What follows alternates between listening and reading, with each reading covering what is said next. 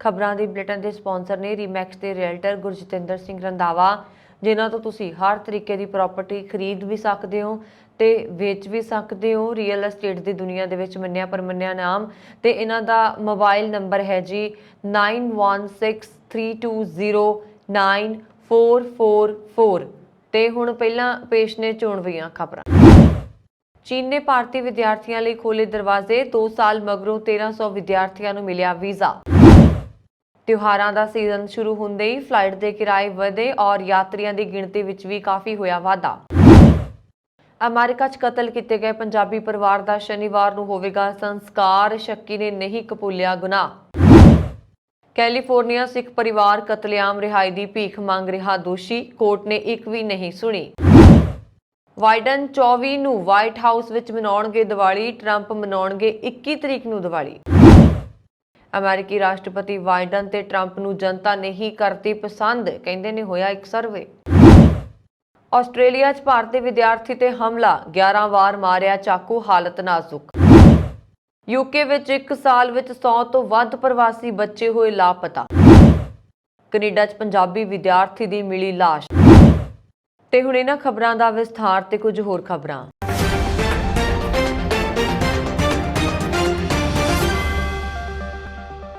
ਆਖਿਰਕਾਰ ਚੀਨ ਨੇ ਭਾਰਤੀ ਵਿਦਿਆਰਥੀਆਂ ਲਈ ਆਪਣੇ ਦਰਵਾਜ਼ੇ ਖੋਲ੍ਹ ਦਿੱਤੇ ਨੇ। ਲਗਭਗ 2 ਸਾਲਾਂ ਦੇ ਲੰਬੇ ਬ੍ਰੇਕ ਤੋਂ ਬਾਅਦ ਭਾਰਤੀ ਵਿਦਿਆਰਥੀਆਂ ਨੂੰ ਚੀਨ ਦਾ ਵੀਜ਼ਾ ਦਿੱਤਾ ਗਿਆ ਹੈ। 2020 ਵਿੱਚ ਕਰੋਨਾ ਵਾਇਰਸ ਮਹਾਮਾਰੀ ਦੇ ਕਾਰਨ ਚੀਨ ਵਿੱਚ ਯਾਤਰਾ ਤੇ ਬਹੁਤ ਸਖਤ ਪਾਬੰਦੀਆਂ ਲਗਾਈਆਂ ਗਈਆਂ ਸਨ। ਹਾਲਾਤ ਆਮ ਹੁੰਦੇ ਦੇਖ ਕੇ ਹੁਣ ਉਹਨਾਂ ਨੂੰ ਢਿੱਲ ਦਿੱਤੀ ਜਾ ਰਹੀ ਹੈ। ਚੀਨੀ ਵਿਦੇਸ਼ ਮੰਤਰਾਲਾ ਨੇ ਕਿਹਾ ਕਿ 1300 ਤੋਂ ਵੱਧ ਭਾਰਤੀ ਵਿਦਿਆਰਥੀਆਂ ਨੂੰ ਚੀਨ ਦਾ ਵੀਜ਼ਾ ਦਿੱਤਾ ਗਿਆ। ਇਸ ਤੋਂ ਇਲਾਵਾ 300 ਦੇ ਕਰੀਬ ਉਦਯੋਗਪਤੀਆਂ ਨੇ 2 ਬੈਂਚਾਂ ਵਿੱਚ ਚਾਈਨਾ ਏਅਰਲਾਈਨਸ ਲਈ ਚਾਰਟਰਡ ਉਡਾਨਾਂ ਲਈਆਂ ਨੇ। ਚੀਨ ਵਿੱਚ ਪੜ੍ਹਾਈ ਕਰਨ ਦੀ ਇੱਛਾ ਰੱਖਣ ਵਾਲੇ ਵਿਦਿਆਰਥੀਆਂ ਦੇ ਲਈ ਵੱਡੀ ਖੁਸ਼ਖਬਰੀ ਵੀ ਹੈ, ਖਾਸ ਕਰਕੇ ਉਹਨਾਂ ਵਿਦਿਆਰਥੀਆਂ ਲਈ ਜੋ ਪਹਿਲਾਂ ਤੋਂ ਚੀਨ ਵਿੱਚ ਪੜ੍ਹਾਈ ਕਰ ਰਹੇ ਹਨ, ਪਰ ਕਰੋਨਾ ਕਾਰਨ ਉਹਨਾਂ ਨੂੰ ਭਾਰਤ ਵਾਪਸ ਆਉਣਾ ਪਿਆ ਅਤੇ ਉਹਨਾਂ ਦੀ ਪੜ੍ਹਾਈ ਵਿਚਾਲੇ ਰੁਕ ਗਈ ਸੀ। ਚੀਨ ਵਿੱਚ ਪੜ੍ਹਨ ਵਾਲੇ ਭਾਰਤੀ ਵਿਦਿਆਰਥੀਆਂ ਵਿੱਚ ਸਭ ਤੋਂ ਵੱਧ ਮੈਡੀਕਲ ਵਿਦਿਆਰਥੀਆਂ ਦੀ ਮੰਗ ਹੈ ਤੇ ਅੰਕੜਿਆਂ ਦੇ ਅਨੁਸਾਰ 23,000 ਤੋਂ ਵੱਧ ਭਾਰਤੀ ਵਿਦਿਆਰਥੀ ਚੀਨ ਵਿੱਚ ਮੈਡੀਕਲ ਦੀ ਪੜ੍ਹਾਈ ਕਰ ਰਹੇ ਨੇ। ਭਾਰਤੀ ਵਿਦਿਆਰਥੀਆਂ ਨੂੰ ਚੀਨ ਵਾਪਸ ਬੁਲਾਉਣ ਨੂੰ ਲੈ ਕੇ ਭਾਰਤ ਲੰਬੇ ਸਮੇਂ ਤੋਂ ਅਪੀਲ ਕਰ ਰਿਹਾ ਸੀ। ਭਾਰਤੀ ਵਿਦੇਸ਼ ਮੰਤਰੀ ਐਸ ਜੈਸ਼ੰਕਰ ਨੇ ਇਸ ਮੁੱਦੇ ਤੇ ਚੀਨੀ ਵਿਦੇਸ਼ ਮੰਤਰੀ ਵਾਂਗ ਯੀ ਨਾਲ ਮੁਲਾਕਾਤ ਜੁਲਾਈ 2022 ਵਿੱਚ ਗੱਲ ਕੀਤੀ ਸੀ। ਉਦੋਂ ਵਿਦੇਸ਼ ਮੰਤਰੀ ਐਸ ਜੈਸ਼ੰਕਰ ਨੇ ਚੀਨੀ ਵਿਦੇਸ਼ ਮੰਤਰਾਲੇ ਨਾਲ ਭਾਰਤੀ ਵਿਦਿਆਰਥੀਆਂ ਦੇ ਲਈ ਚੀਨੀ ਵੀਜ਼ਾ ਦੀ ਪ੍ਰਕਿਰਿਆ ਤੇਜ਼ ਕਰਨ ਤੇ ਜ਼ੋਰ ਦਿੱਤਾ ਸੀ। ਇਸ ਅਪੀਲ ਤੋਂ ਬਾਅਦ ਚੀਨ ਨੇ ਭਾਰਤੀ ਵਿਦਿਆਰਥੀਆਂ ਨੂੰ ਵਾਪਸ ਬੁਲਾਉਣ ਦੇ ਲਈ ਵੀਜ਼ਾ ਦਾ ਪ੍ਰੋਸੈਸ ਤੇਜ਼ ਕੀਤਾ। ਭਾਰਤ ਵਿੱਚ ਤਿਉਹਾਰਾਂ ਦਾ ਸੀਜ਼ਨ ਸ਼ੁਰੂ ਹੋ ਚੁੱਕਿਆ ਹੈ। ਕੁਝ ਦਿਨ ਵਿੱਚ ਧਨਤੇਰਸ, ਦੀਵਾਲੀ, ਭਾਈ ਦੂਜ ਅਤੇ ਛੱਠ ਦੇ ਤਿਉਹਾਰ ਮਨਾਏ ਜਾਣਗੇ। ਅਜਿਹੇ 'ਚ ਟ੍ਰੇਨ ਅਤੇ ਫਲਾਈਟ ਦੋਵਾਂ 'ਚ ਯਾਤਰੀਆਂ ਦੀ ਗਿਣਤੀ 'ਚ ਵਾਧਾ ਦੇਖਣ ਨੂੰ ਮਿਲ ਰਿਹਾ। ਸ਼ਹਿਰੀ ਹਵਾਬਾਜ਼ੀ ਮੰਤਰਾਲਾ ਦੇ ਅਨੁਸਾਰ ਘਰੇਲੂ ਹਵਾਈ ਆਵਾਜਾਈ ਵਿੱਚ ਲਗਾਤਾਰ ਵਾਧਾ ਹੋ ਰਿਹਾ। ਕੇਵਲ 9 ਅਕਤੂਬਰ 2022 ਨੂੰ ਲਗਭਗ 4 ਲੱਖ ਯਾਤਰੀਆਂ ਨੇ ਹਵਾਈ ਯਾਤਰਾ ਕੀਤੀ ਹੈ। ਨਿਊਜ਼ ਏਜੰਸੀ IANS ਮੁਤਾਬਕ ਇਸ ਕਾਰਨ ਏਅਰਲਾਈਨਜ਼ ਯਾਤਰੀ ਲੋਡ ਫੈਕਟਰ ਵਿੱਚ ਵੀ ਜ਼ਬਰਦਸਤ ਵਾਧਾ ਦੇਖਿਆ ਜਾ ਰਿਹਾ। ਦੇਸ਼ ਦੀਆਂ ਜ਼ਿਆਦਾਤਰ ਏਅਰਲਾਈਨਾਂ ਵਿੱਚ ਯਾਤਰੀ ਲੋਡ ਫੈਕਟਰ 80 ਤੋਂ 90% ਤੱਕ ਪਹੁੰਚ ਗਿਆ। IANS ਦੀ ਖਬਰ ਦੇ ਮੁਤਾਬਕ ਥਾਮਸ ਕੁੱਕ ਇੰਡੀਆ ਦੇ ਬੁਲਾਰੇ ਨੇ ਇਸ ਮਾਮਲੇ ਤੇ ਜਾਣਕਾਰੀ ਦਿੰਦੇ ਹੋਏ ਦੱਸਿਆ ਕਿ ਭਾਰਤ ਵਿੱਚ ਤਿਉਹਾਰੀ ਸੀਜ਼ਨ ਦੀ ਸ਼ੁਰੂਆਤ ਦੇ ਨਾਲ ਹੀ ਹਵਾਈ ਸਫ਼ਰ ਕਰਨ ਵਾਲੇ ਯਾਤਰੀਆਂ ਦੀ ਗਿਣਤੀ 'ਚ ਜ਼ਬਰਦਸਤ ਵਾਧਾ ਹੋਇਆ। ਯਾਤਰੀਆਂ ਦੀ ਗਿਣਤੀ ਵਿੱਚ 50 ਤੋਂ 60% ਤੱਕ ਦਾ ਵਾਧਾ ਹੋਇਆ। ਇਸ ਦੇ ਨਾਲ ਹੀ ਉਹਨਾਂ ਨੇ ਕਿਹਾ ਕਿ ਪ੍ਰੀ ਕੈਂਪ ਨੂੰ ਹਟਾਉਣ ਤੋਂ ਬਾਅਦ ਦੇਸ਼ ਦੇ ਵੱਡੇ ਸ਼ਹਿਰਾਂ ਵਿਚਾਲੇ ਫਲਾਈਟ ਕਿਰਾਏ 'ਚ 60% ਤੱਕ ਵਾਧਾ ਹੋਇਆ। ਇਸ ਵਿੱਚ ਦਿੱਲੀ, ਬੰਬਈ, ਪੁਣੇ, ਬੈਂਗਲੁਰੂ, ਹੈਦਰਾਬਾਦ ਵਰਗੇ ਰੂਟ ਸ਼ਾਮਲ ਨੇ। ਉਹਨਾਂ ਨੇ ਕਿਹਾ ਕਿ ਦੀਵਾਲੀ ਨੇੜੇ ਆਉਣ ਨਾਲ ਹਵਾਈ ਕਿਰਾਏ ਵਿੱਚ ਹੋਰ ਵਾਧਾ ਹੋ ਸਕਦਾ ਹੈ।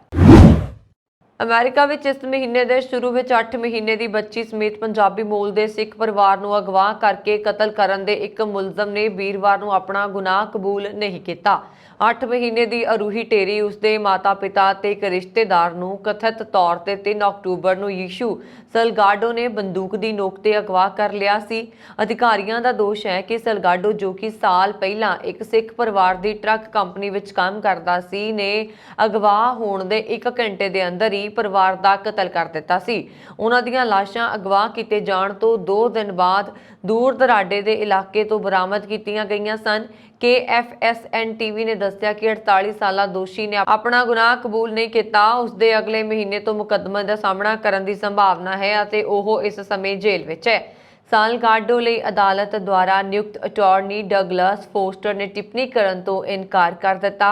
ਅਰੂਹੀ, ਉਸ ਦੀ ਮਾਂ ਜਸਲੀਨ ਕੌਰ, ਪਿਤਾ ਜਸਦੀਪ ਸਿੰਘ ਅਤੇ ਜਸਦੀਪ ਦੇ ਭਰਾ ਅਮਨਦੀਪ ਸਿੰਘ ਦੀਆਂ ਲਾਸ਼ਾਂ ਕੈਲੀਫੋਰਨੀਆ ਦੇ ਸਾਨ ਜੋਆਕੁਇਨ ਵੈਲੀ ਵਿੱਚ ਇੱਕ ਬਦਾਮ ਦੇ ਬਾਗ ਵਿੱਚ ਕਿਸਾਨ ਦੁਆਰਾ ਬਰਾਮਦ ਕੀਤੀਆਂ ਗਈਆਂ। ਜ਼ਿਕਰਯੋਗ ਹੈ ਕਿ ਸਲਗਾਡੋ ਨੌਕਰੀ ਤੋਂ ਕੱਢੇ ਜਾਣ ਤੋਂ ਗੁੱਸੇ 'ਚ ਸੀ, ਜੋ ਉਹਨਾਂ ਦੀ ਟਰਾਂਸਪੋਰਟ ਕੰਪਨੀ ਵਿੱਚ ਕੰਮ ਕਰਦਾ ਸੀ। ਪੁਲਿਸ ਦੇ ਮੁਤਾਬਕ ਸਲਗਾਡੋ ਵੱਲੋਂ ਪਿਛਲੇ ਸਮੇਂ ਗੁੱਸੇ ਅਤੇ ਨਫ਼ਰਤ ਨਾਲ ਭਰੀਆਂ ਈਮੇਲ ਵੀ ਕੀਤੀਆਂ ਗਈਆਂ ਸਨ। ਸਲਗਾਡੋ ਦੇ ਕਤਲ ਦੇ 4 ਮਾਮਲਿਆਂ ਦਾ ਦੋਸ਼ ਲਗਾਇਆ ਗਿਆ। ਉਸ ਤੇ ਅਗਜ਼ਨੀ ਅਤੇ ਹਥਿਆਰ ਰੱਖਣ ਦਾ ਵੀ ਦੋਸ਼ ਹੈ। ਦੋਸ਼ੀ ਪਾਏ ਜਾਣ ਤੇ ਉਸ ਨੂੰ ਉਮਰ ਕੈਦ ਦੀ ਸਜ਼ਾ ਹੋ ਸਕਦੀ ਹੈ। 8 ਮਹੀਨੇ ਦੀ ਮਾਸੂਮ ਬੱਚੀ ਤੇ ਉਸਦੇ ਪਿਤਾ ਦਾ ਬੇਰਹਿਮੀ ਨਾਲ ਕਤਲ ਕਰਨ ਵਾਲਾ 48 ਸਾਲਾ ਜੀਸਸ ਇਸ ਸਮੇਂ ਜੇਲ੍ਹ ਦੀਆਂ ਸਲਾਖਾਂ ਪਿੱਛੇ ਹੈ। ਉਸ ਤੇ ਸਿੱਖ ਪਰਿਵਾਰ ਦੀ ਹੱਤਿਆ ਦਾ ਮੁਕੱਦਮਾ ਚੱਲ ਰਿਹਾ। ਬੀਤੇ ਵੀਰਵਾਰ ਨੂੰ ਉਸਨੇ ਕੋਰਟ ਵਿੱਚ ਸੁਣਵਾਈ ਦੌਰਾਨ ਖੁਦ ਨੂੰ ਨਿਰਦੋਸ਼ ਦੱਸਿਆ ਤੇ ਜੇਲ੍ਹ ਤੋਂ ਰਿਹਾਈ ਦੀ ਮੰਗ ਕੀਤੀ। ਹਾਲਾਂਕਿ ਕੋਰਟ ਵਿੱਚ ਉਸਦੀ ਇੱਕ ਵੀ ਨਾ ਚੱਲੀ ਤੇ ਜ਼ਮਾਨਤ ਪਟੀਸ਼ਨ ਖਾਰਜ ਕਰ ਦਿੱਤੀ ਗਈ। ਫਿਲਹਾਲ ਉਹ ਜੇਲ੍ਹ ਵਿੱਚ ਹੀ ਹੈ। ਜੇਕਰ ਕੋਰਟ ਇਸ ਸਲਗਾਡੋ ਦੋਸ਼ੀ ਕਰਾਰ ਹੋ ਜਾਂਦਾ ਹੈ ਤਾਂ ਅਜਿਹੀ ਸਥਿਤੀ ਵਿੱਚ ਕਾਫੀ ਸੰਭਾਵਨਾ ਹੈ ਕਿ ਉਸਨੂੰ ਉਮਰ ਭਰ ਜੇਲ੍ਹ ਦੀ ਸਜ਼ਾ ਹੋ ਜਾਏਗੀ। ਮਾਮਲੇ ਦੀ ਅਗਵਾਈ ਸੁਣਵਾਈ ਨਵੰਬਰ ਮਹੀਨੇ 'ਚ ਹੋਏਗੀ। ਦੱਸ ਦਈਏ ਕਿ ਬੀਤੇ 3 ਅਕਤੂਬਰ ਨੂੰ ਸਲਗਾਡੋ ਨੇ ਕਥਿਤ ਤੌਰ ਤੇ ਬੰਦੂਕ ਦੀ ਨੋਕ ਤੇ ਸਿੱਖ ਪਰਿਵਾਰ ਅਗਵਾ ਕੀਤਾ ਤੇ ਇਸ ਤੋਂ ਬਾਅਦ ਉਹਨਾਂ ਦੀ ਹੱਤਿਆ ਕਰ ਦਿੱਤੀ। ਅਮਰੀਕੀ ਰਾਸ਼ਟਰਪਤੀ ਜੋ ਬਾਈਡਨ ਦੀ 24 ਅਕਤੂਬਰ ਨੂੰ ਵਾਈਟ ਹਾਊਸ 'ਤੇ ਦੀਵਾਲੀ ਮਨਾਉਣ ਦੀ ਯੋਜਨਾ ਹੈ, ਜਦਕਿ ਸਾਬਕਾ ਰਾਸ਼ਟਰਪਤੀ ਡੋਨਾਲਡ ਟਰੰਪ 21 ਅਕਤੂਬਰ ਨੂੰ ਮਾਰੇ-ਲਾਗੋ ਰਿਜ਼ੋਰਟ ਵਿੱਚ ਦੀਵਾਲੀ ਮਨਾਉਣ ਦੀ ਯੋਜਨਾ ਤੇ ਕੰਮ ਕਰ ਰਹੇ ਨੇ। ਬਾਈਡਨ ਦੀ ਭਾਰਤੀ ਅਮਰੀਕੀ ਭਾਈਚਾਰੇ ਅਤੇ ਆਪਣੇ ਪ੍ਰਸ਼ਾਸਨਿਕ ਮੈਂਬਰਾਂ ਨਾਲ ਦੀਵਾਲੀ ਮਨਾਉਣ ਦੀ ਯੋਜਨਾ ਪਹਿਲੀ ਮਹਿਲਾ ਜਿਲ ਬਾਈਡਨ ਵੀ ਵਾਈਟ ਹਾਊਸ ਵਿੱਚ 24 ਨੂੰ ਮਨਾਈ ਜਾ ਰਹੀ ਦੀਵਾਲੀ ਦੇ ਉਤਸਵ ਵਿੱਚ ਸ਼ਾਮਲ ਹੋਣਗੇ। ਵਾਈਟ ਹਾਊਸ ਵਿੱਚ ਦੀਵਾਲੀ ਮਨਾਉਣ ਸੰਬੰਧੀ ਵੇਰਵਾ ਜਾਰੀ ਕੀਤਾ ਜਾਣਾ ਹੱਲੇ ਬਾਕੀ ਹੈ, ਪਰ ਇੱਥੇ ਜ਼ਿਕਰਯੋਗ ਹੈ ਕਿ ਇਸ ਵਾਰੀ ਟਰੰਪ ਤੇ ਬਾਈਡਨ ਦੇ ਵਿੱਚ ਜਿਵੇਂ ਦੀਵਾਲੀ ਨੂੰ ਮਨਾਉਣ ਨੂੰ ਲੈ ਕੇ ਹੋੜ ਲੱਗੀ ਹੋਵੇ। ਅਮਰੀਕਾ 'ਚ 8 ਨਵੰਬਰ ਨੂੰ ਹੋਣ ਵਾਲੀਆਂ ਮੱਧਕਾਲੀ ਚੋਣਾਂ ਕਾਰਨ ਸਿਆਸੀ ਉਤਸ਼ਾਹ ਤੇਜ਼ ਹੁੰਦਾ ਜਾ ਰਿਹਾ। ਇਹਨਾਂ ਚੋਣਾਂ ਨੂੰ 2024 ਦੀਆਂ ਰਾਸ਼ਟਰਪਤੀ ਚੋਣਾਂ ਦਾ ਸੈਮੀਫਾਈਨਲ ਵੀ ਮੰਨਿਆ ਜਾ ਰਿਹਾ। ਰਾਸ਼ਟਰਪਤੀ ਜੋ ਬਾਈਡਨ ਅਤੇ ਸਾਬਕਾ ਰਾਸ਼ਟਰਪਤੀ ਡੋਨਾਲਡ ਟਰੰਪ ਦੀ ਸਾਖ ਦਾਤੇ ਹੈ। ਹਾਲਾਂਕਿ ਇਸ ਦੌਰਾਨ ਅਮਰੀਕੀ ਜਨਤਾ ਦਾ ਇੱਕ ਵੱਡਾ ਵਰਗ 2024 ਦੀਆਂ ਰਾਸ਼ਟਰਪਤੀ ਚੋਣਾਂ ਵਿੱਚ ਇਹਨਾਂ ਦੋਨਾਂ ਨੇਤਾਵਾਂ ਨੂੰ ਉੱਚ ਅਹੁਦਿਆਂ ਤੇ ਨਹੀਂ ਦੇਖਣਾ ਚਾਹੁੰਦਾ। ਜ਼ਿਆਦਾਤਰ ਅਮਰੀਕੀ ਤੀਜੇ ਵਿਕਲਪ ਦੀ ਤਲਾਸ਼ ਕਰ ਰਹੇ ਨੇ। ਹਾਰਵਰਡ CAPA ਹੈਰਿਸ ਸਰਵੇ ਵਿੱਚ 67% ਲੋਕਾਂ ਨੇ ਕਿਹਾ ਕਿ ਜੋ ਬਾਈਡਨ ਨੂੰ ਚੋਣ ਨਹੀਂ ਲੜਨੀ ਚਾਹੀਦੀ। 33% ਨੇ ਉਸ ਨੂੰ ਖਰਾਬ ਰਾਸ਼ਟਰਪਤੀ ਕਿਹਾ। ਦੂਜੇ ਪਾਸੇ 57% ਲੋਕਾਂ ਦਾ ਕਹਿਣਾ ਹੈ ਕਿ ਟਰੰਪ ਨੂੰ ਅਗਲੀਆਂ ਚੋਣਾਂ ਲੜਨੀਆਂ ਹੀ ਨਹੀਂ ਚਾਹੀਦੀਆਂ। ਹਾਲਾਂਕਿ ਜੋ ਬਾਈਡਨ ਅਤੇ ਟਰੰਪ ਨੇ ਵਾਰ-ਵਾਰ ਜਨਤਕ ਤੌਰ ਤੇ ਦੁਬਾਰਾ ਰਾਸ਼ਟਰਪਤੀ ਬਣਨ ਦੀ ਇੱਛਾ ਜ਼ਾਹਿਰ ਕੀਤੀ ਹੈ। ਆਸਟ੍ਰੇਲੀਆ ਦੀ ਨਿਊ ਸਾਊਥ ਵੇਲਜ਼ ਯੂਨੀਵਰਸਿਟੀ ਵਿੱਚ ਪੜ੍ਹਦਾ ਇੱਕ ਭਾਰਤੀ ਵਿਦਿਆਰਥੀ ਨਸਲੀ ਹਿੰਸਾ ਦਾ ਸ਼ਿਕਾਰ ਹੋ ਗਿਆ। ਇਸ ਹਮਲੇ ਵਿੱਚ ਉਸ ਦੇ ਚਾਕੂਆਂ ਨਾਲ ਕਈ ਵਾਰ ਕੀਤੇ ਗਏ। ਹਮਲਾਵਰ ਨੇ ਵਿਦਿਆਰਥੀਆਂ ਤੇ ਚਾਕੂ ਨਾਲ 11 ਵਾਰ ਕੀਤੇ, ਜਿਸ ਨਾਲ ਉਹ ਗੰਭੀਰ ਜ਼ਖਮੀ ਹੋ ਗਿਆ। 28 ਸਾਲਾ ਸ਼ੁਭਮ ਗਰਗ ਮਕੈਨੀਕਲ ਇੰਜੀਨੀਅਰਿੰਗ ਵਿੱਚ PhD ਦਾ ਵਿਦਿਆਰਥੀ ਹੈ। ਫਿਲਹਾਲ ਉਹ ਹਸਪਤਾਲ ਵਿੱਚ ਦਾਖਲ ਹੈ ਅਤੇ ਉਸ ਦੀ ਹਾਲਤ ਨਾਜ਼ੁਕ ਬਣੀ ਹੋਈ ਹੈ। ਇਸ ਨੂੰ ਨਸਲੀ ਹਮਲਾ ਕਰਾਰ ਦਿੰਦਿਆਂ ਆਗਰਾ ਵਿੱਚ ਰਹਿੰਦੇ ਉਸ ਦੇ ਮਾਤਾ-ਪਿਤਾ ਨੇ ਕਿਹਾ ਕਿ ਉਹ ਪਿਛਲੇ 7 ਦਿਨਾਂ ਤੋਂ ਆਸਟ੍ਰੇਲੀਆ ਦਾ ਵੀਜ਼ਾ ਲੈਣ ਦੀ ਕੋਸ਼ਿਸ਼ ਕਰ ਰਹੇ ਨੇ, ਪਰ ਅਜੇ ਤੱਕ ਹਾਸਲ ਨਹੀਂ ਕਰ ਸਕੇ। ਸਮਾਚਾਰ ਏਜੰਸੀ ਟਾਈਮਜ਼ ਆਫ ਇੰਡੀਆ ਅਨੁਸਾਰ ਸ਼ੁਭਮ ਨੇ IIT ਮਦਰਾਸ ਤੋਂ ਆਪਣੇ ਬੈਚਲਰ ਆਫ ਟੈਕਨੋਲੋਜੀ ਅਤੇ masters of science the degree ਪੂਰੀ ਕੀਤੀ ਹੈ ਅਤੇ 1 ਸਤੰਬਰ ਨੂੰ ਆਸਟ੍ਰੇਲੀਆ ਚਲਾ ਗਿਆ। ਪਰਿਵਾਰਕ ਮੈਂਬਰਾਂ ਦੇ ਮੁਤਾਬਕ ਸ਼ੁਭਮ ਦੇ ਚਿਹਰੇ, ਛਾਤੀ ਅਤੇ ਪੇਟ ਤੇ ਕਈ ਜ਼ਖਮ ਨੇ। 27 ਸਾਲਾ ਇੱਕ ਸ਼ੱਕੀ ਨੂੰ ਅਪਰਾਧ ਦੇ ਸਿਲਸਿਲੇ ਵਿੱਚ ਗ੍ਰਿਫਤਾਰ ਕੀਤਾ ਗਿਆ ਤੇ ਉਸ ਤੇ ਕਤਲ ਦੀ ਕੋਸ਼ਿਸ਼ ਦਾ ਦੋਸ਼ ਲਗਾਇਆ ਗਿਆ ਹੈ। ਸ਼ੁਭਮ ਦੇ ਪਿਤਾ ਰਾਮ ਨਿਵਾਸ ਗਰਗ ਨੇ ਕਿਹਾ ਕਿ ਸ਼ੁਭਮ ਦੇ ਆਸਟ੍ਰੇਲੀਆ ਵਿਚਲੇ ਦੋਸਤਾਂ ਨੇ ਪੁਸ਼ਟੀ ਕੀਤੀ ਹੈ ਕਿ ਨਾ ਤਾਂ ਉਹ ਅਤੇ ਨਾ ਹੀ ਸ਼ੁਭਮ ਹਮਲਾਵਰ ਨੂੰ ਜਾਣਦੇ ਸਨ। ਇਹ ਨਸਲੀ ਹਮਲਾ ਜਾਪਦਾ ਹੈ। ਅਸੀਂ ਭਾਰਤ ਸਰਕਾਰ ਨੂੰ ਮਦਦ ਦੀ ਬੇਨਤੀ ਕਰਦੇ ਹਾਂ। ਦੂਜੇ ਪਾਸੇ ਆਗਰਾ ਦੇ ਜ਼ਿਲ੍ਹਾ ਅਧਿਕਾਰੀ ਨਵਨੀਤ ਸਿੰਘ ਚਾਹਲ ਨੇ ਦੱਸਿਆ ਕਿ ਸ਼ੁਭਮ ਦੇ ਭਰਾ ਦੀ ਵੀਜ਼ਾ ਅਰਜ਼ੀ ਦੀ ਪ੍ਰਕਿਰਿਆ ਚੱਲ ਰਹੀ ਹੈ। ਅਸੀਂ ਵਿਦੇਸ਼ ਮੰਤਰਾਲੇ ਨਾਲ ਤਾਲਮੇਲ ਕਰ ਰਹੇ ਹਾਂ। ਸਿਡਨੀ ਵਿੱਚ ਦੂਤਘਰ ਦੇ ਅਧਿਕਾਰੀਆਂ ਨਾਲ ਵੀ ਗੱਲ ਕੀਤੀ ਹੈ। ਵੀਜ਼ਾ ਜਲਦੀ ਹੀ ਉਪਲਬਧ ਕਰਵਾਇਆ ਜਾਏਗਾ। ਪ੍ਰਾਪਤ ਜਾਣਕਾਰੀ ਦੇ ਅਨੁਸਾਰ ਸ਼ੁਭਮ 6 ਅਕਤੂਬਰ ਨੂੰ ਕਰੀਬ 10 ਵਜੇ ਘਰ ਦਾ ਕਿਰਾਇਆ ਦੇਣ ਦੇ ਲਈ ATM ਤੋਂ $800 ਕਢਵਾ ਕੇ ਕਮਰੇ ਵਿੱਚ ਜਾ ਰਿਹਾ ਸੀ। ਫਿਰ ਅਚਾਨਕ ਉਸ ਤੇ ਚਾਕੂ ਨਾਲ ਹਮਲਾ ਕੀਤਾ ਗਿਆ। UK 'ਚ ਗੈਰ ਕਾਨੂੰਨੀ ਢੰਗ ਨਾਲ ਦਾਖਲ ਹੋਏ ਪ੍ਰਵਾਸੀ ਬੱਚਿਆਂ ਦੇ ਲਾਪਤਾ ਹੋਣ ਦੀ ਰਿਪੋਰਟ ਨੇ ਨਵਾਂ ਵਿਵਾਦ ਪੈਦਾ ਕਰ ਦਿੱਤਾ ਹੈ। ਗ੍ਰਹਿ ਵਿਭਾਗ ਵੱਲੋਂ ਆਰਜ਼ੀ ਤੌਰ ਤੇ ਜਿਹੜੇ ਬੱਚਿਆਂ ਨੂੰ ਹੋਟਲਾਂ 'ਚ ਠਹਿਰਾਇਆ ਸੀ, ਉਹਨਾਂ 'ਚੋਂ ਜੁਲਾਈ 2021 ਤੋਂ ਅਗਸਤ 2022 ਦਰਮਿਆਨ 116 ਬੱਚੇ ਲਾਪਤਾ ਹੋ ਗਏ ਨੇ। ਲਾਪਤਾ ਹੋਣ ਵਾਲੇ ਬੱਚਿਆਂ 'ਚ ਘੱਟੋ-ਘੱਟ 11 ਸਾਲ ਤੱਕ ਦੇ ਬੱਚੇ ਵੀ ਸ਼ਾਮਲ ਨੇ। ਇਹ ਉਹ ਬੱਚੇ ਸਨ ਜੋ ਇਕੱਲੇ ਸਨ ਅਤੇ ਉਹਨਾਂ ਨਾਲ ਕੋਈ ਹੋਰ ਪਰਿਵਾਰਕ ਜੀ ਨਹੀਂ ਸੀ। ਸਮਾਜ ਸੇਵੀ ਸੰਸਥਾਵਾਂ ਨੇ ਚਿੰਤਾ ਦਾ ਪ੍ਰਗਟਾਵਾ ਕੀਤਾ ਹੈ। ਇਹਨਾਂ ਬੱਚਿਆਂ ਦਾ ਸਰੀਰਕ ਸ਼ੋਸ਼ਣ ਹੋਣ ਦਾ ਖਤਰਾ ਹੈ। ਯੂਕੇ ਸਰਕਾਰ ਨੇ ਕੌਂਸਲਾਂ ਵੱਲੋਂ ਘਰਾਂ 'ਚ ਢੁਕਵੀਂ ਜਗ੍ਹਾ ਨਾ ਹੋਣ ਕਰਕੇ ਇਹਨਾਂ ਬੱਚਿਆਂ ਨੂੰ ਮਾਨਤਾਸ਼ੁਦਾ ਹੋਟਲਾਂ 'ਚ ਠਹਿਰਾਇਆ ਸੀ। ਗ੍ਰਹਿ ਮੰਤਰੀ ਸੁਏਲਾ ਬ੍ਰੈਵਰਮੈਨ ਨੇ ਕਿਹਾ ਕਿ ਉਹ 12,000 ਰਾਜਸੀ ਸ਼ਰਨਾਰਥੀਆਂ ਲਈ ਸਰਕਾਰ ਨੂੰ 30 ਲੱਖ ਪੌਂਡ ਪ੍ਰਤੀ ਦਿਨ ਖਰਚ ਰਹੀ ਹੈ। ਉਹ ਹੋਟਲਾਂ ਦਾ ਬਦਲਾ ਲੱਭ ਰਹੇ ਨੇ। ਕੈਨੇਡਾ ਦੇ ਬ੍ਰਿਟਿਸ਼ ਕੋਲੰਬੀਆ ਸੂਬੇ ਦੇ ਸ਼ਹਿਰ ਕੈਂਪਲੂਪਸ ਨਿਵਾਸੀ ਪੰਜਾਬੀ ਵਿਦਿਆਰਥੀ ਗੁਰਵਿੰਦਰ ਸਿੰਘ ਦੀ ਗੋਲਡਨ ਨੇੜਿਓਂ ਕਾਰ 'ਚੋਂ ਲਾਸ਼ ਮਿਲੀ ਹੈ। ਉਹ 25 ਵਰ੍ਹਿਆਂ ਦਾ ਸੀ। ਗੁਰਵਿੰਦਰ ਸਿੰਘ ਦੇ ਨਾਲ ਹੀ ਇੱਕ ਹੋਰ ਵਿਅਕਤੀ ਦੀ ਲਾਸ਼ ਮਿਲੀ ਹੈ, ਜਿਸ ਦੀ ਪਛਾਣ ਅਜੇ ਜਨਤਕ ਨਹੀਂ ਕੀਤੀ ਗਈ। ਭਾਰਤ ਦੇ ਉੱਤਰਾਖੰਡ ਸੂਬੇ ਦੇ ਸ਼ਹਿਰ ਰੁਰਦਪੁਰ ਦਾ ਜੰਪਲ ਗੁਰਵਿੰਦਰ ਸਿੰਘ ਵਿਦਿਆਰਥੀ ਵੀਜ਼ੇ ਤੇ 2018 ਚ ਕੈਨੇਡਾ ਆਇਆ ਤੇ ਕੈਂਪਲੂਪਸ ਦੀ ਥਾਮਸਨ ਰਿਵਰਸ ਯੂਨੀਵਰਸਿਟੀ ਵਿਖੇ ਕੰਪਿਊਟਰ ਸਾਇੰਸ ਦੀ ਪੜ੍ਹਾਈ ਕਰ ਰਿਹਾ ਸੀ। ਕੁਝ ਮਹੀਨੇ ਪਹਿਲਾਂ ਹੀ ਉਸ ਨੂੰ ਵਰਕ ਪਰਮਿਟ ਮਿਲਿਆ ਸੀ ਤੇ ਉਹ ਪੜ੍ਹਾਈ ਦੇ ਨਾਲ ਸਨ ਰਿਵਰਸ ਦੀ ਮੈਸੇਂਜ ਕਿਚਨ ਐਂਡ ਵਾਰ ਵਿਖੇ ਨੌਕਰੀ ਕਰਦਾ ਸੀ। ਗੁਰਵਿੰਦਰ ਸਿੰਘ ਦੇ ਮਾਤਾ-ਪਿਤਾ ਤੇ ਭਰਾ ਰੁਰਦਪੁਰ ਹੀ ਰਹਿੰਦੇ ਨੇ। ਪੁਲਿਸ ਗੁਰਵਿੰਦਰ ਸਿੰਘ ਦੇ ਮੌਤ ਦੇ ਕਾਰਨਾਂ ਦੀ ਜਾਂਚ ਕਰ ਰਹੀ ਹੈ। ਸਾਊਦੀ ਅਰਬ ਨੇ ਕਿਹਾ ਹੈ ਕਿ ਅਮਰੀਕਾ ਨੇ ਓਪੇਕ ਅਤੇ ਰੂਸ ਸਮੇਤ ਹੋਰ ਭਾਈਵਾਲਾਂ ਨੂੰ ਤੇਲ ਉਤਪਾਦਨ ਵਿੱਚ ਕਟੌਤੀ ਦੇ ਫੈਸਲੇ ਨੂੰ 1 ਮਹੀਨੇ ਟਾਲਣ ਦੀ ਬੇਨਤੀ ਕੀਤੀ ਸੀ। ਅਮਰੀਕਾ 'ਚ ਅਗਲੇ ਮਹੀਨੇ ਹੋਣ ਵਾਲੀਆਂ ਮੱਧਕਾਲੀ ਚੋਣਾਂ ਤੋਂ ਪਹਿਲਾਂ ਇਸ ਫੈਸਲੇ ਨਾਲ ਗੈਸ ਕੀਮਤਾਂ 'ਚ ਤੇਜ਼ੀ ਦੇ ਜ਼ੋਖਮ ਨੂੰ ਘਟਾਉਣ 'ਚ ਸਹਾਇਤਾ ਮਿਲ ਸਕਦੀ ਹੈ। ਸਾਊਦੀ ਅਰਬ ਦੇ ਵਿਦੇਸ਼ ਮੰਤਰਾਲਾ ਵੱਲੋਂ ਜਾਰੀ ਬਿਆਨ ਵਿੱਚ 8 ਨਵੰਬਰ ਦੀਆਂ ਚੋਣਾਂ ਦਾ ਜ਼ਿਕਰ ਨਹੀਂ ਕੀਤਾ ਗਿਆ ਹੈ, ਜਿਸ ਵਿੱਚ ਅਮਰੀਕੀ ਰਾਸ਼ਟਰਪਤੀ ਜੋ ਬਾਈਡਨ ਆਪਣੀ ਪਾਰਟੀ ਦਾ ਬਹੁਮਤ ਬਹਾਲ ਰੱਖਣ ਦੀਆਂ ਕੋਸ਼ਿਸ਼ਾਂ ਕਰ ਰਹੇ ਨੇ। ਵਿਯਨਾ ਵਿੱਚ ਓਪੇਕ ਦੀ 5 ਅਕਤੂਬਰ ਨੂੰ ਹੋਈ ਮੀਟਿੰਗ ਦੌਰਾਨ ਤੇਲ ਉਤਪਾਦਨ 'ਚ ਕਟੌਤੀ ਦਾ ਐਲਾਨ ਕੀਤਾ ਗਿਆ। ਜੇ ਅਮਰੀਕਾ 'ਚ ਉਤਪਾਦਨ 'ਚ ਕਟੌਤੀ ਕੀਤੀ ਗਈ ਤਾਂ ਕੀਮਤਾਂ ਚੜ੍ਹ ਜਾਣਗੀਆਂ। ਅਮਰੀਕਾ ਦੇ ਸੂਬੇ ਉੱਤਰੀ ਕੈਰੋਲੀਨਾ ਦੇ ਸ਼ਹਿਰ ਰੇਲੇ ਵਿੱਚ ਇੱਕ ਸ਼ੂਟਰ ਨੇ ਵੀਰਵਾਰ ਨੂੰ ਅੰਨ੍ਹੇਵਾਹ ਗੋਲੀਬਾਰੀ ਕੀਤੀ, ਜਿਸ ਵਿੱਚ ਪੁਲਿਸ ਅਧਿਕਾਰੀਆਂ ਸਮੇਤ 5 ਲੋਕਾਂ ਦੀ ਮੌਤ ਹੋ ਗਈ। ਇਸ ਗੋਲੀਬਾਰੀ ਮਗਰੋਂ 1 ਘੰਟੇ ਤੱਕ ਚੱਲੀ ਤਲਾਸ਼ੀ ਦੌਰਾਨ ਆਸ-ਪਾਸ ਦੇ ਕਈ ਵਸਨੀਕਾਂ ਨੇ ਆਪਣੇ ਘਰਾਂ ਵਿੱਚ ਸ਼ਰਨ ਲੈਣ ਲਈ ਮਜਬੂਰ ਹੋਣਾ ਪਿਆ ਔਰ ਉੱਤਰੀ ਕੈਰੋਲੀਨਾ ਦੀ ਪੁਲਿਸ ਨੇ ਵੀਰਵਾਰ ਰਾਤ ਨੂੰ ਦੱਸਿਆ ਕਿ ਸ਼ੱਕੀ ਇੱਕ ਸਫੈਦ ਨਾਬਾਲਗ ਪੁਰਸ਼ ਹੈ ਅਤੇ ਉਸ ਨੂੰ ਪੁਲਿਸ ਨੇ ਹਿਰਾਸਤ ਵਿੱਚ ਲੈ ਲਿਆ ਹੈ। ਰੇਲੇ ਦੀ ਮੇਅਰ ਮੈਰੀ ਐਨ ਵਾਲਡਿਵਨ ਨੇ ਕਿਹਾ ਕਿ ਮਰਨ ਵਾਲਿਆਂ ਵਿੱਚ ਇੱਕ ਆਫ ਡਿਊਟੀ ਪੁਲਿਸ ਅਧਿਕਾਰੀ ਵੀ ਸ਼ਾਮਲ ਹੈ।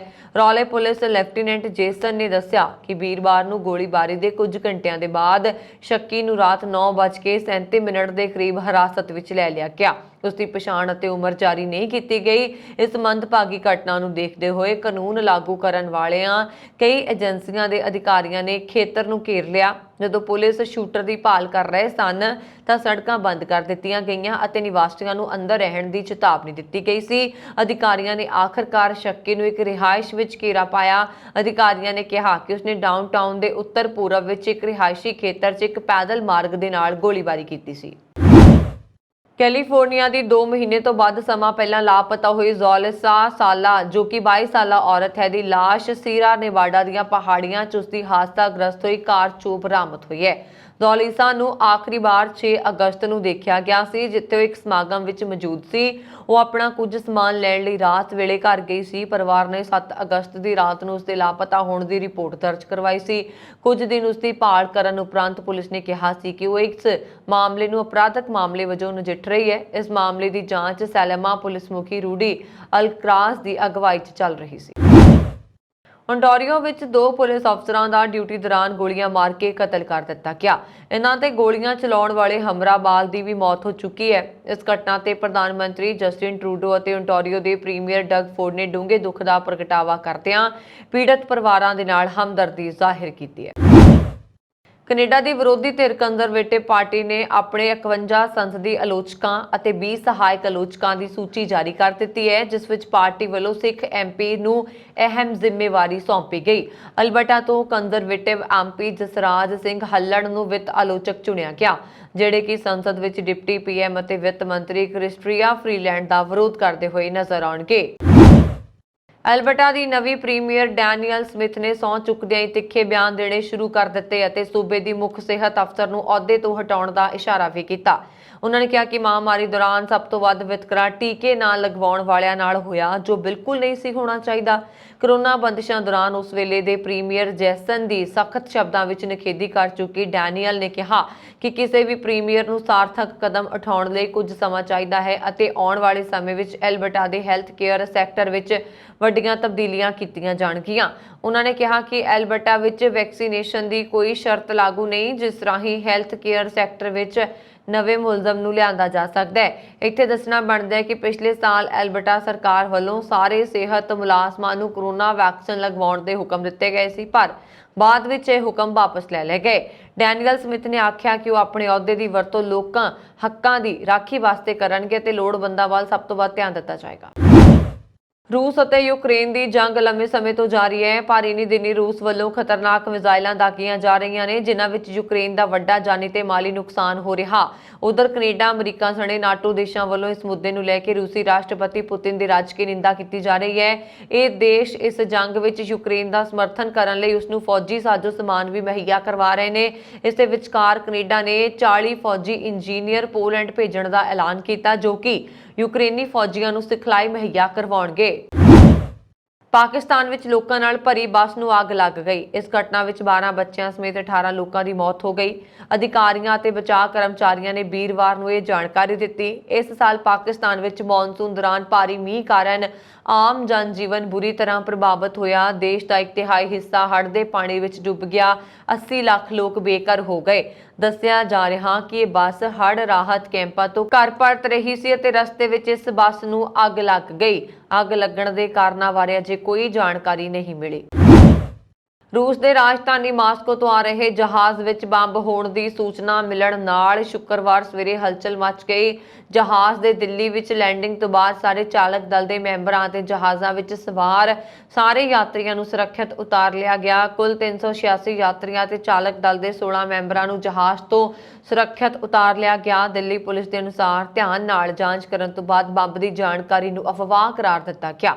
ਅਧਿਕਾਰੀਆਂ ਦੇ ਮੁਤਾਬਕ ਮਾਸਕੋ ਤੋਂ ਦਿੱਲੀ ਜਾ ਰਹੀ ਫਲਾਈਟ ਵਿੱਚ ਵੀਰਵਾਰ ਰਾਤ ਨੂੰ ਇੰਦਰਾ ਗਾਂਧੀ ਅੰਤਰਰਾਸ਼ਟਰੀ ਹਵਾਈ ਅੱਡੇ ਤੇ ਬੰਬ ਦੀ ਧਮਕੀ ਵਾਲੀ ਈਮੇਲ ਮਿਲੀ। ਇਸ ਤੋਂ ਬਾਅਦ ਸੁਰੱਖਿਆ ਏਜੰਸੀਆਂ ਨੂੰ ਅਲਰਟ ਤੇ ਰੱਖਿਆ ਗਿਆ ਅਤੇ ਹਵਾਈ ਅੱਡੇ ਦੀ ਸੁਰੱਖਿਆ ਸਖਤ ਕਰ ਦਿੱਤੀ ਗਈ। ਇੰਦਰਾ ਗਾਂਧੀ ਅੰਤਰਰਾਸ਼ਟਰੀ ਹਵਾਈ ਅੱਡੇ ਤੇ ਅਜੇ ਵੀ ਫਲਾਈਟ ਦੀ ਜਾਂਚ ਕੀਤੀ ਜਾ ਰਹੀ ਸੀ ਜਦੋਂ ਤੱਕ ਇਹ ਖਬਰ ਲਿਖੀ ਸੀ। ਨਿਊਜ਼ ਏਜੰਸੀ ANI ਮੁਤਾਬਕ ਦਿੱਲੀ ਪੁਲਿਸ ਨੂੰ ਸ਼ੁੱਕਰਵਾਰ ਸਵੇਰੇ ਰੂਸ ਦੇ ਮਾਸਕੋ ਸ਼ਹਿਰ ਤੋਂ ਦਿੱਲੀ ਜਾ ਰਹੇ ਜਹਾਜ਼ ਵਿੱਚ ਬੰਬ ਰੱਖੇ ਹੋਣ ਦੀ ਸੂਚਨਾ ਮਿਲੀ। ਇਸ ਤੋਂ ਬਾਅਦ ਵਿਭਾਗ ਵਿੱਚ ਹੜਕੰਪ ਮਚ ਗਿਆ। ਇਸ ਤੋਂ ਤੁਰੰਤ ਬਾਅਦ ਸਵੇਰੇ ਕਰੀਬ 3:20 ਤੇ ਜਹਾਜ਼ ਦਿੱਲੀ ਦੇ ਪੁਲਿਸ ਹਵਾਈ ਅੱਡੇ ਤੇ ਉਤਰਿਆ। ਇਸ ਤੋਂ ਬਾਅਦ ਜਹਾਜ਼ ਦੀ ਜਾਂਚ ਹੋਈ। ਚੰਗੀ ਖਬਰ ਹੈ ਕਿ ਸਾਰੇ ਯਾਤਰੀ ਸੁਰੱਖਿਅਤ ਨੇ। ਦਿੱਲੀ ਪੁਲਿਸ ਨੇ ਅਜੇ ਤੱਕ ਇਹ ਨਹੀਂ ਦੱਸਿਆ ਸੀਗਾ ਕਿ ਜਹਾਜ਼ ਵਿੱਚ ਬੰਬ ਹੋਣ ਦੀ ਸੂਚਨਾ ਕਿਸ ਨੇ ਦਿੱਤੀ ਹੈ। ਦੱਸਿਆ ਜਾ ਰਿਹਾ ਕਿ ਜਹਾਜ਼ ਵਿੱਚ ਬੰਬ ਹੋਣ ਦੀ ਜਾਣਕਾਰੀ ਦੇਣ ਵਾਲੇ ਵਿਅਕਤੀ ਦਾ ਪਤਾ ਲਗਾਇਆ ਜਾ ਰਿਹਾ। ਪ੍ਰਾਪਤ ਜਾਣਕਾਰੀ ਦੇ ਅਨੁਸਾਰ ਜਹਾਜ਼ ਦੇ ਲੈਂਡ ਹੁੰਦੇ ਹੀ ਚਾਲਕ ਦਲ ਦੇ ਸਾਰੇ ਮੈਂਬਰਾਂ ਅਤੇ ਯਾਤਰੀਆਂ ਨੂੰ ਸੁਰੱਖਿਅਤ ਉਤਾਰ ਲਿਆ ਗਿਆ ਸੀ। ਦਿੱਲੀ ਨੇ ਇੱਕ ਅਧਿਕਾਰਤ ਬਿਆਨ ਵਿੱਚ ਕਿਹਾ ਕਿ ਜਹਾਜ਼ ਦੀ ਜਾਂਚ ਚੱਲ ਰਹੀ ਹੈ। ਦੱਸਿਆ ਜਾ ਰਿਹਾ ਕਿ ਜਹਾਜ਼ ਵਿੱਚ ਬੰਬ ਹੋਣ ਦੀ ਜਾਣਕਾਰੀ ਨੂੰ ਲੈ ਕੇ ਦਿੱਲੀ ਪੁਲਿਸ ਕੁਝ ਸਮੇਂ ਵਿੱਚ ਬਿਆਨ ਜਾਰੀ ਕਰ ਸਕਦੀ ਹੈ। ਚੀਨ ਦੇ ਫਾਈਨੈਂਸ਼ੀਅਲ ਹੱਬ ਦੇ ਨਾਂ ਤੋਂ ਮਸ਼ਹੂਰ ਸ਼ੰਘਾਈ ਵਿੱਚ ਕੋਰੋਨਾ ਕੇਸ ਵਧਣ ਤੋਂ ਬਾਅਦ ਸਕੂਲ, ਕਾਲਜ ਅਤੇ ਹੋਰ ਸੰਸਥਾਵਾਂ ਨੂੰ ਬੰਦ ਕਰ ਦਿੱਤਾ ਗਿਆ। ਮੀਡੀਆ ਰਿਪੋਰਟਾਂ ਦੇ ਮੁਤਾਬਕ ਬੁੱਧਵਾਰ ਨੂੰ ਸ਼ੰਘਾਈ ਵਿੱਚ ਕੋਵਿਡ ਦੇ 47 ਮਰੀਜ਼ ਮਿਲੇ, ਜੋ ਪਿਛਲੇ 3 ਮਹੀਨੇ ਵਿੱਚ ਸਭ ਤੋਂ ਜ਼ਿਆਦਾ ਨੇ। 2 ਮਰੀਜ਼ਾਂ ਨੂੰ ਛੱਡ ਕੇ ਹੋਰ ਸਾਰੇ ਕੁਆਰੰਟਾਈਨ ਨੇ। ਇਸ ਹਫ਼ਤੇ ਸ਼ੰਘਾਈ ਦੇ 16 ਵਿੱਚੋਂ 5 ਜ਼ਿਲ੍ਹਿਆਂ ਵਿੱਚ ਲੋਕਾਂ ਦਾ ਕੋਵਿਡ ਟੈਸਟ ਕਰਨ ਲਈ ਲਾਕਡਾਊਨ ਲਗਾ ਦਿੱਤਾ ਗਿਆ। ਰਿਪੋਰਟਾਂ ਦੇ ਮੁਤਾਬਕ ਫਿਲਹਾਲ ਜਿਹੜੇ 5 ਜ਼ਿਲ੍ਹਿਆਂ ਵਿੱਚ ਲਾਕਡਾਊਨ ਲਗਾਇਆ ਗਿਆ, ਇਸ ਵਿੱਚ ਪੁੰਡੋਂਗ ਵੀ ਸ਼ਾਮਲ ਹੈ, ਜਿੱਥੇ ਕੋਰੋਨਾ ਦੀ ਸ਼ੁਰੂਆਤ ਵਿੱਚ ਸਭ ਤੋਂ ਜ਼ਿਆਦਾ ਮਰੀਜ਼ ਮਿਲੇ ਸੀ। ਦੱਸਦੇ ਚੱਲੀਏ ਕਿ ਚੀਨ ਵਿੱਚ ਇੱਕ ਵਾਰ ਫਿਰ ਜਿਨਪਿੰਗ ਦੀ ਤਾਜਪੋਸ਼ੀ ਹੋਣ ਜਾ ਰਹੀ ਹੈ। ਉਹ ਤੀਜੀ ਵਾਰ ਸੱਤਾ ਵਿੱਚ ਆਉਣ ਜਾ ਰਹੇ ਨੇ। ਪਾਰਟੀ ਦੇ ਕਾਂਗਰਸ ਸੈਸ਼ਨ ਵਿੱਚ ਉਹਨਾਂ ਨੂੰ ਮੁੜ ਸੱਤਾ ਸੌਂਪੀ ਜਾ ਰਹੀ ਹੈ। ਜਿਨਪਿੰਗ ਕੋਵਿਡ ਵਿਰੁੱਧ ਜ਼ੀਰੋ ਟੋਲਰੈਂਸ ਨੀਤੀ ਦੀ ਪਾਲਣਾ ਕਰਦੇ ਨੇ। ਆਰਥਿਕ ਅਤੇ ਸਮਾਜਿਕ ਚੁਣੌਤੀਆਂ ਦੇ ਬਾਵਜੂਦ ਚੀਨ ਲਾਕਡਾਊਨ ਨੂੰ ਲਾਗੂ ਕਰਨ ਤੋਂ ਨਹੀਂ ਝਿਜਕਦਾ। ਸ਼ੰਘਾਈ ਦੇ ਕਈ ਸਕੂਲ ਬੰਦ ਕਰ ਦਿੱਤੇ ਗਏ ਨੇ। 5 ਜ਼ਿਲ੍ਹਿਆਂ ਵਿੱਚ ਸਾਰੇ ਇੰਟਰਟੇਨਮੈਂਟ ਸਥਾਨਾਂ ਨੂੰ ਬੰਦ ਕਰ ਦਿੱਤਾ ਗਿਆ ਹੈ। ਸਿਨੇਮਾ ਘਰਾਂ, ਬਾਰਾਂ ਅਤੇ ਜਿਮ ਵੀ ਬੰਦ ਕਰਨ ਦੇ ਹੁਕਮ ਦਿੱਤੇ ਗਏ ਨੇ। ਚੀਨ ਕੋਵਿਡ ਤੇ ਕਾਬੂ ਪਾਉਣ ਲਈ ਹਰ ਸੰਭਵ ਉਪਾਅ ਕਰ ਰਿਹਾ। ਉਧਰੋਂ ਲੋਕਾਂ ਨੇ ਵੀ ਜਿਨਪਿੰਗ ਦਾ ਵਿਰੋਧ ਕਰਨ ਦਾ ਸ਼ੁਰੂ ਕਰ ਦਿੱਤਾ ਹੈ ਕੰਮ ਤੇ ਲੋਕਾਂ ਨੂੰ ਕੁਆਰੰਟਾਈਨ ਵੀ ਕੀਤਾ ਜਾ ਰਿਹਾ। ਮੈਟਾ ਦੀ ਫੇਸਬੁੱਕ ਦੇ ਬਹੁਤ ਸਾਰੇ ਉਪਭੋਗਤਾ ਸ਼ਿਕਾਇਤ ਕਰ ਰਹੇ ਨੇ ਕਿ ਕਿਸੇ ਅਣਜਾਣ ਕਾਰਨ ਸਦਕਾ ਸੋਸ਼ਲ ਮੀਡੀਆ ਪਲੇਟਫਾਰਮ ਤੇ ਉਹਨਾਂ ਦੇ ਪ੍ਰਸ਼ੰਸਕਾਂ ਦੀ ਬਹੁਗਿਣਤੀ ਘਟ ਰਹੀ ਹੈ। ਮੈਟਾ ਸੰਸਥਾਪਕ ਅਤੇ CEO ਮਾਰਕ ਜ਼ਕਰਬਰਗ ਨੇ ਵੀ 11.9 ਕਰੋੜ ਤੋਂ ਵੱਧ ਪ੍ਰਸ਼ੰਸਕ ਗਵਾਏ ਨੇ, ਜਿਸ ਨਾਲ ਇਹ ਗਿਣਤੀ ਘਟ ਕੇ 10,000 ਰਹਿ ਗਈ ਹੈ। ਦੇਸ਼ ਨਿਕਾਲੇ ਦਾ ਸਾਹਮਣਾ ਕਰ ਰਹੀ ਬੰਗਲਾਦੇਸ਼ੀ ਲੇਖਿਕਾ ਤਸਲੀਮਾ ਨਸਰੀਨ ਨੇ ਇੱਕ ਟਵੀਟ 'ਚ ਕਿਹਾ, ਫੇਸਬੁੱਕ ਨੇ ਇੱਕ ਅਜਿਹੀ ਸੁਨਾਮੀ ਪੈਦਾ ਕੀਤੀ ਜਿਹੜੀ ਉਸਦੇ ਲਗਭਗ 9 ਲੱਖ ਪ੍ਰਸ਼ੰਸਕਾਂ ਨੂੰ ਵਹਾ ਕੇ ਲੈ ਗਈ ਅਤੇ ਕੰਡੇ ਤੇ ਕੇਵਲ 9,000 ਬਚੇ ਨੇ। ਮੈਨੂੰ ਫੇਸਬੁੱਕ ਦੀ ਕਾਮੇਡੀ ਪਸੰਦ ਹੈ। ਜਦ ਫੇਸਬੁੱਕ ਦੇ ਬੁਲਾਰੇ ਨਾਲ ਸੰਪਰਕ ਕੀਤਾ ਤਾਂ ਉਸਨੇ ਕਿਹਾ, ਅਸੀਂ ਜਾਣਦੇ ਹਾਂ ਕਿ ਕੁਝ ਲੋਕਾਂ ਨੂੰ ਉਹਨਾਂ ਦੀ ਫੇਸਬੁੱਕ ਪ੍ਰੋਫਾਈਲ ਤੇ ਪ੍ਰਸ਼ੰਸਕਾਂ ਦੀ ਗਿਣਤੀ ਘਟਦੀ ਦਿਖਾਈ ਦੇ ਰਹੀ ਹੈ। ਅਸੀਂ ਸਥਿਤੀ ਆਮ ਕਰਨ ਲਈ ਹਰ ਸੰਭਵ ਕੋਸ਼ਿਸ਼ ਕਰ ਰਹੇ ਹਾਂ ਅਤੇ ਅਸੁਵਿਧਾ ਲਈ ਮਾਫੀ ਚਾਹੁੰਦੇ ਹਾਂ। ਗੋਆ ਤੋਂ ਆ ਰਹੇ ਸਪਾਈਸ ਜੈਟ ਜਹਾਜ਼ ਨੇ ਬੁੱਧਵਾਰ ਰਾਤ ਨੂੰ ਹੈਦਰਾਬਾਦ ਹਵਾਈ ਅੱਡੇ ਤੇ ਐਮਰਜੈਂਸੀ ਲੈਂਡਿੰਗ ਕੀਤੀ। ਘਟਨਾ ਦੀ ਜਾਣਕਾਰੀ ਦਿੰਦੇ ਹੋਏ DGCA ਅਧਿਕਾਰੀਆਂ ਨੇ ਦੱਸਿਆ ਕਿ ਮਾਮਲੇ ਦੀ ਜਾਂਚ ਕੀਤੀ ਜਾ ਰਹੀ ਹੈ। ਗੋਆ ਤੋਂ ਉਡਾਣ ਭਰਨ ਵਾਲੇ ਇਸ ਜਹਾਜ਼ ਦੀ ਹੈਦਰਾਬਾਦ ਵਿੱਚ ਐਮਰਜੈਂਸੀ ਲੈਂਡਿੰਗ ਹੋਈ। ਸਪਾਈਸ ਜੈਟ ਤੇ ਇੱਕ ਸੀਨੀਅਰ ਅਧਿਕਾਰੀ ਨੇ ਦੱਸਿਆ ਕਿ ਗੋਆ ਤੋਂ ਹੈਦਰਾਬਾਦ ਜਾ ਰਹੇ ਸਪਾਈਸ ਜੈਟ ਨੇ ਰਾਜੀਵ ਗਾਂਧੀ ਅੰਤਰਰਾਸ਼ਟਰੀ ਹਵਾਈ ਅੱਡੇ ਤੇ ਐਮਰਜੈਂਸੀ ਲੈਂਡਿੰਗ ਕੀਤੀ। ਅਧਿਕਾਰੀਆਂ ਨੇ ਦੱਸਿਆ ਕਿ ਜਹਾਜ਼ ਦੇ ਕੈਬਨ ਵਿੱਚ ਧੂੰਆਂ ਦੇਖਣ ਤੋਂ ਬਾਅਦ ਜਹਾਜ਼ ਦੇ ਐਮਰਜੈਂਸੀ ਲੈਂਡਿੰਗ ਕਰਵਾਈ। DGCA ਵੱਲੋਂ ਦਿੱਤੀ ਗਈ ਜਾਣਕਾਰੀ ਦੇ ਮੁਤਾਬਕ ਜਹਾਜ਼ ਦੀ ਸੁਰੱਖਿਅਤ ਲੈਂਡਿੰਗ ਤੋਂ ਬਾਅਦ ਜਹਾਜ਼ ਤੇ ਯਾਤਰੀਆਂ ਨੂੰ ਐਮਰਜੈਂਸੀ ਐਗਜ਼ਿਸਟ ਗੇਟ ਤੋਂ ਬਾਹਰ ਕੱਢਿਆ ਗਿਆ ਔਰ ਇਸ ਦੌਰਾਨ ਇੱਕ ਯਾਤਰੀ ਦੀ ਲੱਤ ਤੇ ਮਾਮੂਲੀ ਸੱਟ ਵੀ ਲੱਗੀ।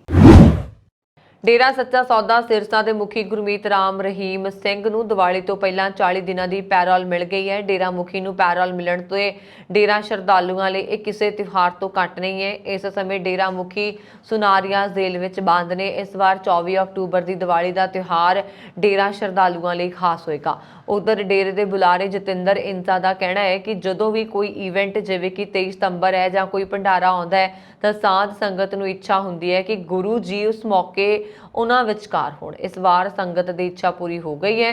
ਹੁਣ ਡੇਰਾ ਸੱਚਾ ਸੌਦਾ ਮੁਖੀ ਗੁਰਮੀਤ ਸਿੰਘ ਰਾਮ ਰਹੀਮ ਨੂੰ ਰਾਜਸਥਾਨ ਦੇ ਕਿਸੇ ਆਸ਼ਰਮ ਵਿੱਚ ਲਿਜਾਇਆ ਜਾ ਸਕਦਾ ਹੈ। ਜ਼ਿਕਰਯੋਗ ਹੈ ਕਿ ਹਰਿਆਣਾ ਦੇ ਰੋਹਤਕ ਦੀ ਸੁਨਾਰੀਆ ਜੇਲ੍ਹ ਵਿੱਚ ਬੰਦ ਡੇਰਾ ਮੁਖੀ ਰਾਮ ਰਹੀਮ ਦੇ ਬਾਹਰ ਆਉਣ ਨੂੰ ਲੈ ਕੇ ਵੀਰਵਾਰ ਨੂੰ ਦਿਨ ਭਰ ਪ੍ਰਸ਼ਾਸਨ ਚੌਕਸ ਰਿਹਾ।